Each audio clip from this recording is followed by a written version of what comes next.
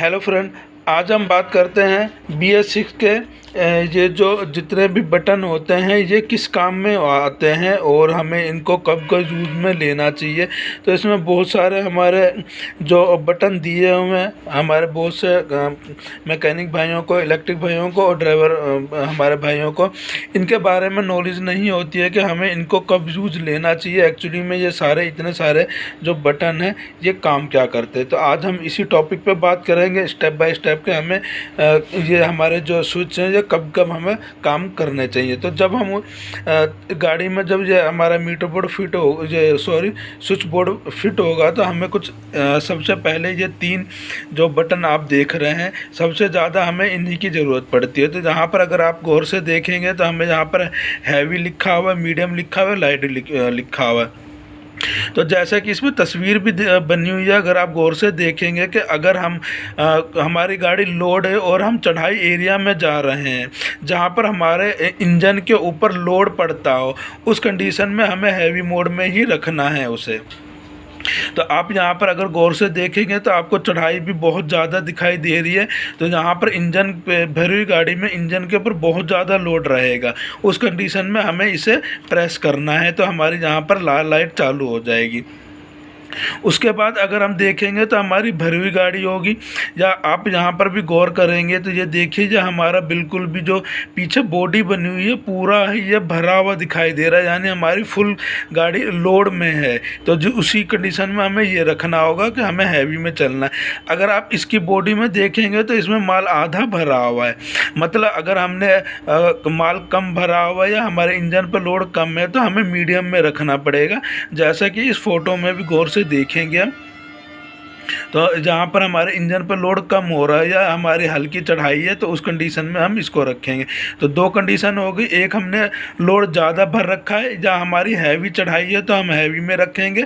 अगर हमारे इसमें लोड कम है और तो भी हम इसमें रख सकते हैं, और अगर हमारी कोई छोटी मोटी चढ़ाई है तो उसमें हम मीडियम में रखेंगे। तो लाइट में अगर आप देखेंगे तो जहाँ हमारा जो दिखाया हुआ है बिल्कुल खाली गाड़ी है और प्लेन रोड पर भी चल रही है। तो अगर या तो प्लेन रोड पे आप चल रहे हो या आपकी गाड़ी खाली है तो आप इसे लाइट मोड में चलाएंगे। अब इसका फ़ायदा क्या होता है फ्रेंड, इसका फ़ायदा ये होता है कि अगर आप इन स्विचों के हिसाब से ही गाड़ी को चलाएंगे तो आपकी गाड़ी का एवरेज का कुछ परसेंटेज आने की संभावना है कि आपकी गाड़ी अच्छा एवरेज देगी।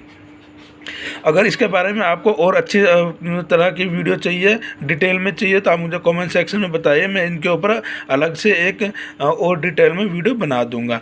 तीसरा जो हमारे ये इसके साथ में इशू जो दिखाई दे रहा है, अगर आप इसके पीछे की साइड में देखेंगे तो हमें देखिए ये लाइट जलती हुई दिखाई दे रही है। तो इसे हमें वर्क एरिया लाइट स्विच बोला जाता है।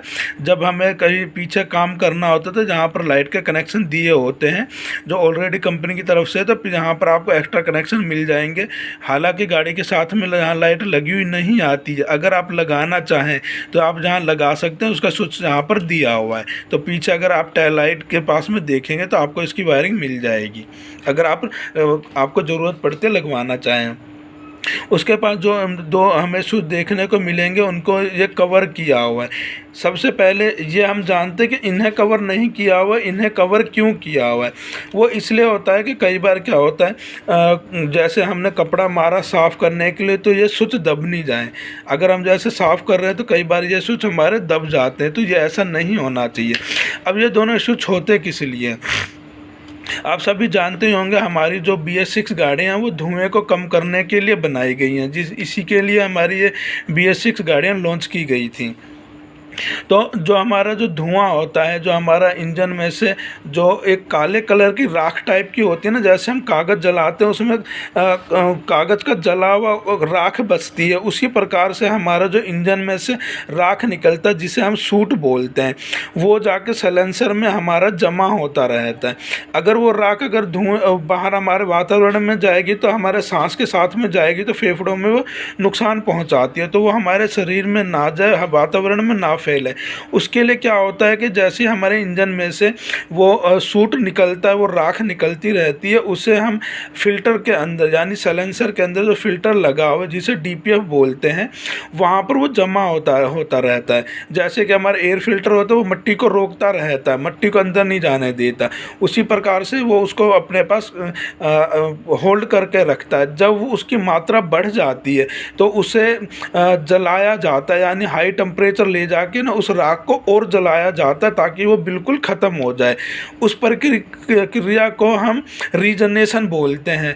उसी के लिए ही ये स्विच दिया होता है। अगर आपकी रनिंग गाड़ी में वैसे तो रीजनरेशन होता है, अगर किसी वजह से ना होती हो तो हम इस स्विच को 5 सेकंड के लिए दबा के रखेंगे तो हमारी वो ऑटोमेटिकली रीजनरेशन गाड़ी चालू कर देती है और साइलेंसर की सफाई कर देती है। अगर आपको इसके बारे में पूरी और जानकारी चाहिए तो हमें कमेंट सेक्शन में बताना, हम इसके ऊपर एक अलग से वीडियो बना देंगे।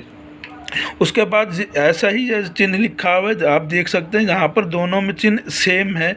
ये देखिए यहाँ एक फ़िल्टर का निशान ही लगा हुआ है और वो है, तो ये स्विच तो हो गया हमारा रीजनरेशन करने के लिए यानी साइलेंसर की सफाई करने के लिए होता है। दूसरे में ये ऑफ लिखा हुआ है, तो अगर हमारा कहीं पे भी रीजनरेशन हो रहा हो तो हमें उसे रोकना हो तो हमें इस स्विच को प्रेस करना पड़ेगा। जब तक हमारा ये स्विच प्रेस रहेगा हमारे यानी साइलेंसर की सफाई नहीं होगी।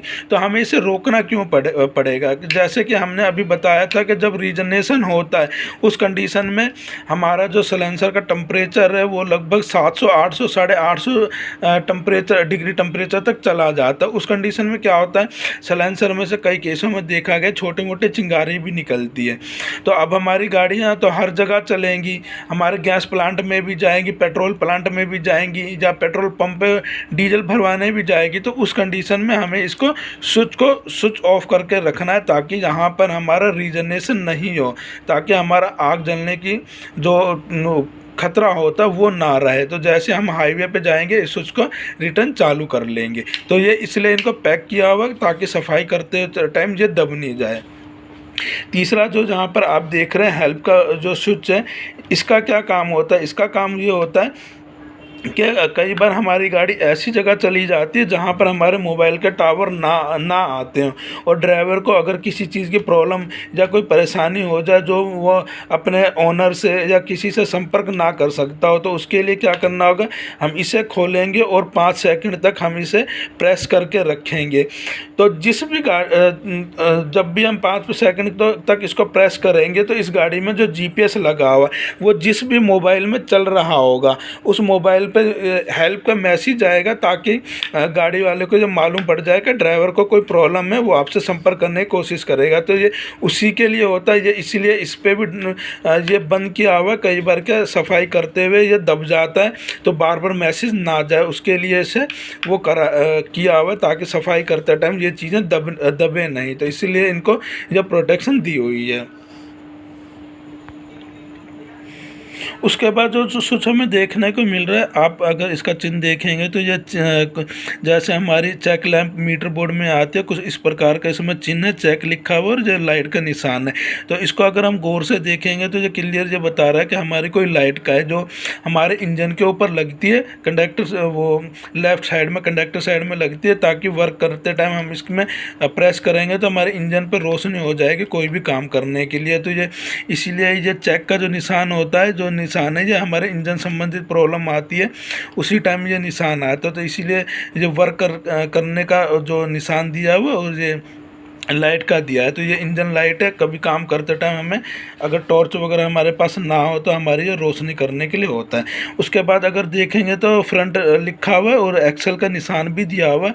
आपको फ्रंट एक्सल अगर उठाना हो तो आप इस स्विच को प्रेस करेंगे तो हमारा वो हो जाएगा। और ये हमारा रियर का हो गया, जैसे कि इसमें दिखाया हुआ है कि ये वाला हमारा वो ऊपर नीचे करने का है, जो हमारे लिफ्ट एक्सल होते हैं उसके लिए होता है।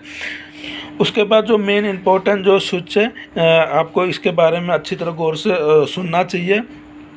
आप देखेंगे तो जो कुछ इस प्रकार का जो चिन्ह है, और ये आप देखिए यहाँ पर हमारी चढ़ाई में गाड़ी चढ़ती हुई दिखाई दे रही है, चढ़ाई दी हुई है, यहाँ पर हमारी गाड़ी है।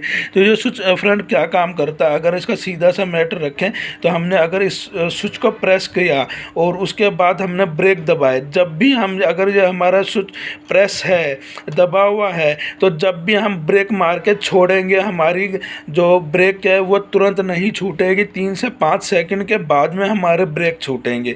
अगर हमने इसे ऑफ कर दिया और हम ब्रेक मारेंगे और छोड़ेंगे, तुरंत ही हमारे ब्रेक पकड़ेगी और छोड़ेगी।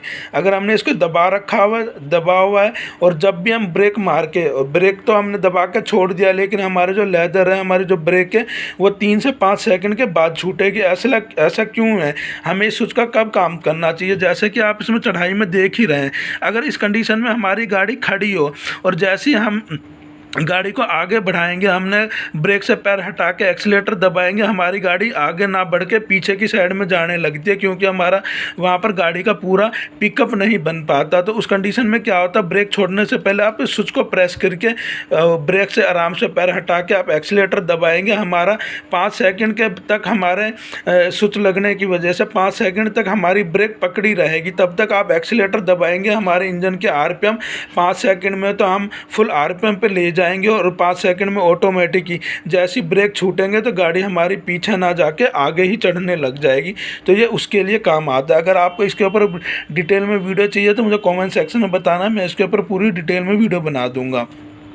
इंजन कंट्रोलर के बारे में तो आप सभी जानते हैं, इंजन कंट्रोलर कब हमें ज़रूरत पड़ती है। ये तो बहुत ही पुरानी चीज़ है, अगर फिर भी हम मोटा मोटी इस पर बात कर लेते हैं। इस पर कुछ ये ENG लिखा होता है। इंजन कंट्रोलर का मतलब होता है कि जब भी हमें ढलान सेक्शन में नीचे उतर रहे हैं, हमारे लेदरों के ऊपर पूरा जो ब्रेक के लेदर होते हैं उनके ऊपर पूरा लोड ना जाए, उसके लिए हमें ये इंजन कंट्रोलर दिया होता है।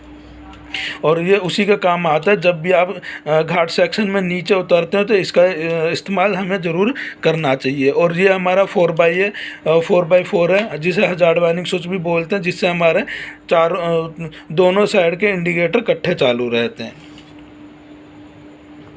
तो फ्रेंड, ये थे हमारे सारे स्विचों के काम। नेक्स्ट वीडियो में हम बात करेंगे इनमें कौन कौन सी पिन होती है और इनके कनेक्शन क्या होता है। मैं स्टेप बाय स्टेप एक स्विचों के बारे में, वायरिंग डायग्राम के बारे में बात करेंगे। इसके अंदर जो आप पिनें देख रहे हैं, जो आप देखेंगे ABCD है जो लगे हुए, सभी स्विचों के ऊपर हम बारी बारी चर्चा करेंगे। पहले हम इन स्विच की बात करेंगे, तो इसे उस प्रकार से स्टेप बाय स्टेप हम सारे चीज़ों के डायग्राम के बारे में बात करेंगे, कौन सी पिन में क्या क्या चीज़ आती है और कहाँ कहाँ से आती है। तो फ्रेंड, आज की वीडियो अगर आपको पसंद आए तो वीडियो को लाइक ज़रूर कर देना, क्योंकि हमें वीडियो बनाने में बहुत मेहनत लगती है और आपका सिर्फ एक लाइक ही चाहिए हमें, और ज़्यादा हम आपसे कुछ नहीं चाहते। तो वीडियो पसंद आए तो शेयर कीजिए, सब्सक्राइब कीजिए और हमेशा खुश रहिए। मिलते हैं नेक्स्ट वीडियो में किसी और टॉपिक के ऊपर।